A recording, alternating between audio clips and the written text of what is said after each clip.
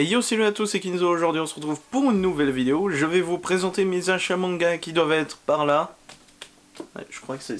Ouais, c'est tout ça. Et je vais vous montrer ça tout de suite parce que vous voyez, il y en a beaucoup, donc on va éviter de perdre trop de temps. Avant de commencer, je vais juste vous montrer 3 achats manga que j'ai fait au mois de juillet. Je vous en parlerai plus profondément, soit dans une autre vidéo, soit pour les achats manga de juillet. Le tome 3 de Chainsaw Man, cette série est incroyable et ce tome 3 il était juste excellent aussi. Le tome 11 de Dr. Stone, c'était vraiment très bien aussi. Dr. Stone c'est une valeur sûre. Et le tome 24 de My Hero Academia, je peux pas en parler parce que ça fait sujet avec le tome 23 que je vous présente dans cette vidéo. Voilà. Disons que là c'est sur l'arc des méchants. Commençons tout de suite avec les achats manga de juin. Tout d'abord le tome 8 de Demon Slayer. C'est une excellente série, hein, ça vous le savez. Et ce tome là termine l'arc du Train de l'Infini qui va être adapté en film là pour l'animé quoi en gros. Mais j'ai lu les scans. Donc je sais ce qui se passe. Ensuite le tome 1 de Radiant que j'ai eu pour les 48 heures BD. En gros c'est 48 heures où les BD sont genre à 2 €. Si l'année prochaine vous avez quelques euros à foutre dans des mangas, et faites gaffe aux 48 heures BD parce qu'il y a vraiment des trucs sympas. Et cette année il y avait Radiant, il y avait Arslan, il y avait Fire Force aussi. Fire Force quand même c'est pas n'importe quoi.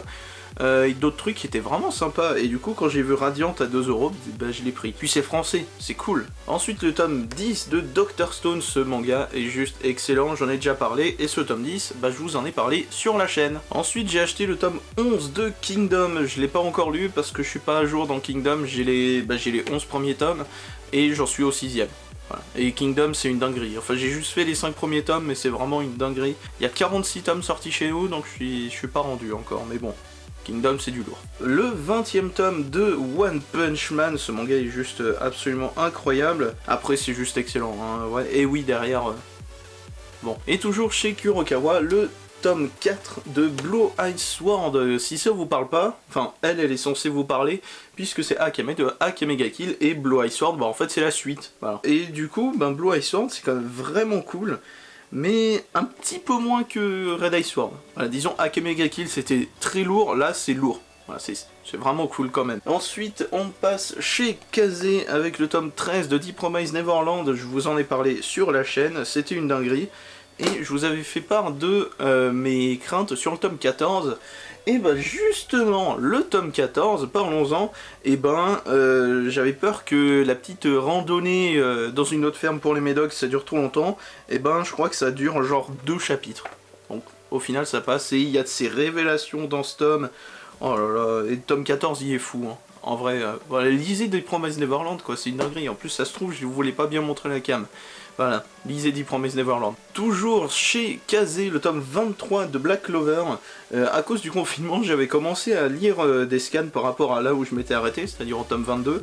Ce qui fait que j'avais déjà lu tous les scans de ce tome-là, sauf le dernier. Donc au final, bon, je l'ai quand même acheté parce que voilà, il me faut la collection. Mais voilà, et Black Clover, c'est vachement cool. Ensuite on passe chez Kana avec Fire Force, le tome 14. Voilà, Fire Force aussi c'est du lourd. Il y a la saison 2 qui a commencé d'être diffusée. Et je vais devoir la mater parce que je crois que ça va aller plus loin que le manga chez nous. Et parce que le manga a pas mal de retard par rapport au Japon. Je crois au Japon ils sont au 23 ou 24e tome, et nous on est qu'au 14. Ensuite, toujours chez Kana, les tomes 2 et 3 de la Star Edition de Shaman King.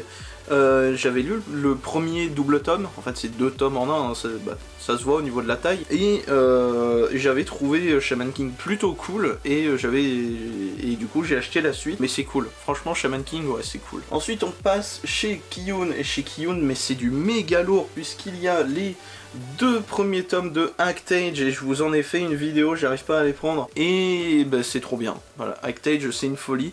Mais le problème c'est que il y a 12 tomes au Japon, ou alors le tome 12 va pas tarder à sortir, je sais plus exactement, et nous on en a que 2, et le tome 3 il arrive fin août, du coup ça fait un peu d'attente, mais bon écoutez, moi je serai toujours présent pour les acheter, parce que Actage c'est une dinguerie. Ensuite il y a le tome 3 de Jujutsu Kaisen, c'est disons le gros nouveau Neketsu, la nouvelle bombe Neketsu du Shonen Jump, on va dire ça comme ça. Mais il a pas ce grain de folie, ce petit truc, cette grosse étincelle qui fait que Naruto c'était incroyable par exemple, ou One Piece ou Bleach.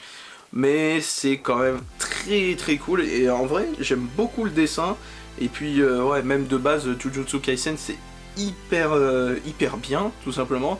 Mais voilà, il a pas encore la grosse étincelle, le truc, mais en vrai c'est cool. Et ensuite le tome 23 de My Hero Academia, je vous en ai parlé du tome 24 juste avant, et en gros c'est la fin du petit arc de mêlée générale de tournoi. Alors ça m'a... quand j'ai vu, alors on va refaire un tournoi, bon ça m'a fait chier, mais en vrai il était cool, mais c'est... encore un arc de tournoi, on s'emmerde, mais bon, le tournoi était cool.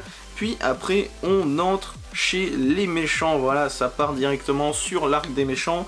Le tome 24, bah c'est que ça. Ouais, My Hero Academia, bah c'est trop bien quoi, voilà. Ensuite on va passer chez Pika Fuka, tome 19, c'est l'avant-dernier tome de la série, donc j'ai même pas fait gaffe quand est-ce que sortait le tome 20, mais c'est cool. Ensuite nous avons les deux premiers tomes de Orient Samurai Quest. Si ça vous parle pas, c'est le nouveau manga de Cell, parce que je crois que c'est une femme, qui a fait Maggie de Labyrinth of Magic, voilà, tout simplement. Les deux premiers tomes, bah, globalement, c'était cool, mais voilà, c'est pas non plus novateur, mais j'ai bien kiffé, donc j'attends la suite. Ensuite, nous avons plein de tomes de Yuna de la pension Yuragi. Si ça vous parle pas, bah, c'est un ecchi assez bête et méchant, hein, voilà, c'est... bah, c'est tout con, hein. Du coup, je ne vais pas vous montrer d'extrait. Ensuite, nous avons le tome 3 de Earth Gear. Je suis très con, je l'ai oublié. Earth Gear, c'est une série vraiment excellente. Là, c'est, disons, du road movie SF post-apo. Et c'est cool. Franchement, Earth Gear, c'est très sympa. Et puis déjà que les planches de Black Torch, c'était sublime. Ah mais Earth Gear c'est sublime, mais c'est magnifique comme manga. Ensuite nous avons le tome 6 de l'Atelier des Sorciers. Bon lui comme plusieurs mangas c'était pour mon anniversaire. Mais l'Atelier des Sorciers c'est vraiment une très bonne surprise. Et en fait plus le récit avance, plus il devient sombre en fait. Parce qu'au départ ça peut paraître un peu mignon. Mais au final tu te rends compte qu'il y a des trucs pas forcément nets dans cet univers, et franchement c'est vraiment un excellent manga. Et les derniers mangas c'était aussi pour mon anniversaire, les Shibuya L, oui, avec des poissons. Pour ceux qui ne voient pas exactement de quoi ça parle, je sais pas si vous connaissez Green World ou Dolly Kill Kill, où en gros c'est du post-apo, mais c'est pas des zombies, c'est des trucs un petit peu différents. Green World c'était les plantes qui reprenaient vie, on va dire. Dolly Kill Kill c'était des poupées et c'était nul. Et bah là Shibuya elle c'est des poissons. Et dit comme ça peut paraître extrêmement nul et vous aurez raison de vous méfier, et je comprendrai votre inquiétude, mais en vrai bah, c'est vachement cool en fait. Je pensais vraiment que c'était un délire à la con comme Dolly Kill Kill en mode oh, on va faire du post-apo mais faut qu'on soit original. Oh tiens on va faire des poissons. Et au final, ben, c'est peut-être un délire à la con, mais ça prend bien, c'est cool. Vaut mieux lire les deux premiers tomes d'un coup. L'avantage, c'est qu'ils sont sortis ensemble. Donc voilà, si vous commencez Shibuya L, ne prenez pas que le tome 1, prenez les deux premiers tomes d'un coup. Ça sera plus simple et plus facile à comprendre. Donc voilà pour ce qui est de cet achat manga. J'ai des mangas absolument partout sur mon lit, c'est pas très professionnel. Mais voilà pour ce qui est de ces petites séries. J'ai juste une petite question. Est-ce que vous voulez que je vous parle de Orient Samurai Quest en vidéo? Disons que je fasse une vidéo comme j'avais fait pour Actage en fait, pour présenter tout ça, pour que je donne mon avis. Parce que je pense que ça peut être intéressant, mais voilà. Si ça vous intéresse pas, ben on s'en fout du coup. Du coup voilà, j'espère que cette vidéo vous aura plu. C'était Kinzo, salut. Infinite power.